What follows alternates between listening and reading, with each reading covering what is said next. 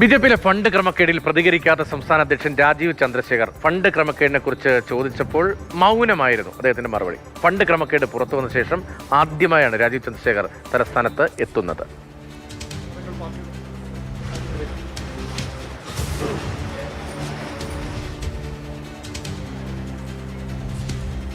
വിവാദങ്ങൾ പാർട്ടിയോട് ബന്ധപ്പെട്ട് വരുന്നുണ്ട്.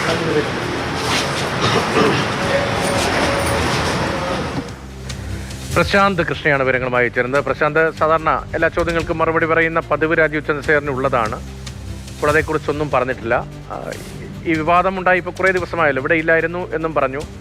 അദ്ദേഹം ഇനിയിപ്പോൾ മാധ്യമങ്ങളെ കാണാനുള്ള സാധ്യതയുണ്ടോ?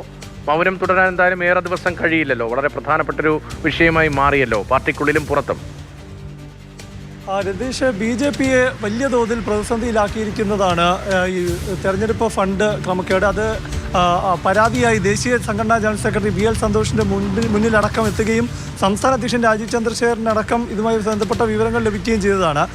പക്ഷേ ഇതുമായി ബന്ധപ്പെട്ട രേഖകൾ, ശബ്ദരേഖകൾ ഇതെല്ലാം പുറത്തു വന്ന് വാർത്തയായി നിറഞ്ഞു നിൽക്കുന്ന അവസരത്തിലും സംസ്ഥാന അധ്യക്ഷൻ രാജീവ് ചന്ദ്രശേഖർ രാജ്യത്ത് തന്നെ ഉണ്ടായിരുന്നില്ല. അദ്ദേഹം വിദേശത്തായിരുന്നു. അദ്ദേഹം കേരളത്തിൽ ഇന്നലെ രാത്രിയാണ് തിരുവനന്തപുരത്ത് മടങ്ങിയെത്തിയത്. ഇന്ന് രാവിലെ അദ്ദേഹത്തിൻ്റെ നേമത്തെ MLA ഓഫീസിൽ എത്തിയപ്പോഴാണ് മാധ്യമങ്ങൾ പ്രതികരണത്തിനായി എത്തിയത്. പക്ഷേ അപ്പോഴും അദ്ദേഹം പറഞ്ഞത് എന്തിനെക്കുറിച്ചാണ് പ്രതികരിക്കേണ്ടതെന്നാണ്. ഫണ്ട് ക്രമക്കേടിനെ കുറിച്ചെന്ന് പറഞ്ഞപ്പോൾ അദ്ദേഹം പ്രതികരിക്കാതെ മടങ്ങി പോവുകയാണ് ചെയ്തത്.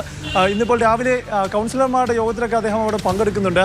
ഉച്ചയ്ക്ക് ശേഷം പ്രതികരിക്കാനുള്ളൊരു സാധ്യതയുണ്ട്. അല്ലെങ്കിൽ കാരണം അദ്ദേഹം ഈ വിഷയത്തിൽ ഇനി പ്രതികരിക്കില്ലേ എന്ന കാര്യം നമ്മൾ തിരക്കിയപ്പോഴും BJP ഓഫീസിൻ്റെ മാധ്യമങ്ങളുടെ ചുമതലയുള്ള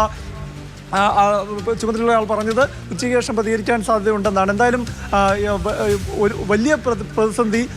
നേതാക്കളും അണികളും എല്ലാം തന്നെ അസ്വസ്ഥരാണ്. പ്രത്യേകിച്ചും ജനറൽ സെക്രട്ടറി, വൈസ് പ്രസിഡന്റ്, സെക്രട്ടറിമാർ, മറ്റ് ചുമതലയുള്ളവർക്കെതിരെ എല്ലാം പരാതി ഇതുമായി ബന്ധപ്പെട്ട് ദേശീയ സംഘടനാ സെക്രട്ടറിക്ക് മുൻപാകെ എത്തിയിരിക്കുന്നു.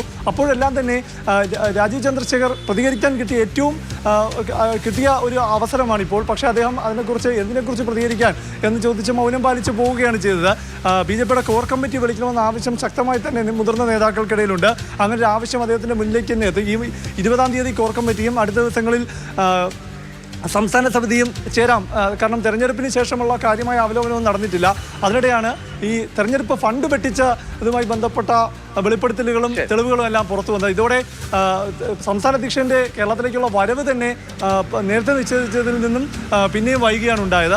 അപ്പോഴും എന്ന് കോർ കമ്മിറ്റി ചേരും, എന്ന് സംസ്ഥാന സമിതി ചേരും എന്ന കാര്യത്തിൽ ഒരു വ്യക്തത ഇപ്പോഴുമില്ല. കാരണം ഇത് ചേർന്ന് കഴിയുമ്പോൾ വലിയ തോതിൽ തന്നെ നേതൃത്വം ഇതിന് മറുപടി പറയേണ്ടി വരും. പാർട്ടിക്കകത്ത് തിരുവനന്തപുരത്ത് മാത്രമല്ല, ഒരുപാട് ജില്ലകളിൽ നിന്ന് സംസ്ഥാന തെരഞ്ഞെടുപ്പ് ചുമതലയുള്ളവരുടെയൊക്കെ നേരെയാണ് ഇപ്പോൾ ഈ ആരോപണങ്ങൾ വന്നിരിക്കുന്നത്, ക്രമക്കേടിൻ്റെ തെളിവുകൾ വന്നിരിക്കുന്നത്. അപ്പോൾ അതുകൊണ്ട് തന്നെ ഇതിന് ഉത്തരം പറയേണ്ട ഒരു സ്ഥിതിയിൽ തന്നെയാണ് സംസ്ഥാന നേതൃത്വം. കോർ കമ്മിറ്റി വിളിച്ച് ഇതിന് മറുപടി പറയേണ്ടി വരും. പലർക്കെതിരെ 3 പേർക്കെതിരെ നടപടി എടുത്തു കഴിഞ്ഞിരിക്കുന്നു.